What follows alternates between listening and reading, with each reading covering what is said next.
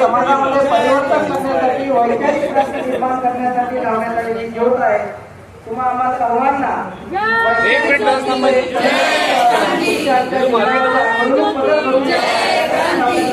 ज्योत आहे।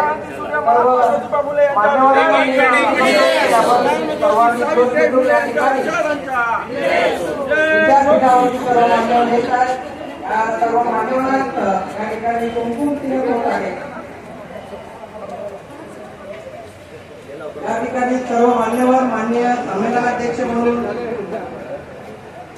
माननीय विठ्ठलजी कांबळे सर, सुप्रसिद्ध साहित्यिक व माजी अध्यक्ष अखिल भारतीय मराठी साहित्य संमेलनाध्यक्ष म्हणून लाभलेले आहेत।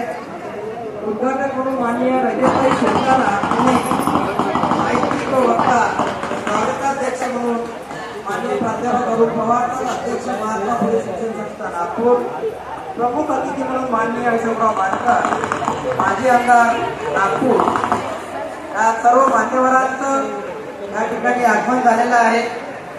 मी सर्वांना विनंती करतो की आपण या सज्ज झाले आहे सारे लोक याला आले अमृताचे।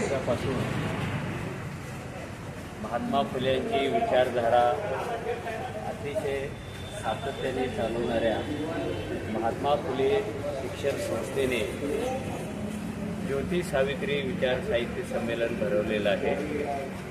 खरं म्हणजे ते यापूर्वी भरलेलं आहे, पुन्हा ते भरत आहे। माझ्या दृष्टीने ही अतिशय महत्त्वाची गोष्ट आहे, कारण महाराष्ट्रच नव्हे तर बऱ्याच अंशी आपला देश फुल्यांच्या विचारांवर चालतो आणि फुले हे मराठीतले पहिले बंडखोर साहित्यिक।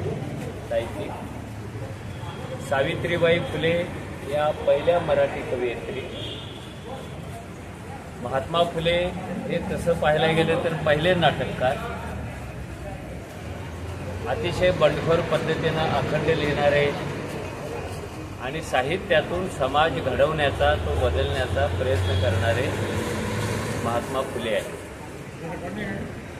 त्यांच्या नावाने हे साहित्य संमेलन होत आहे।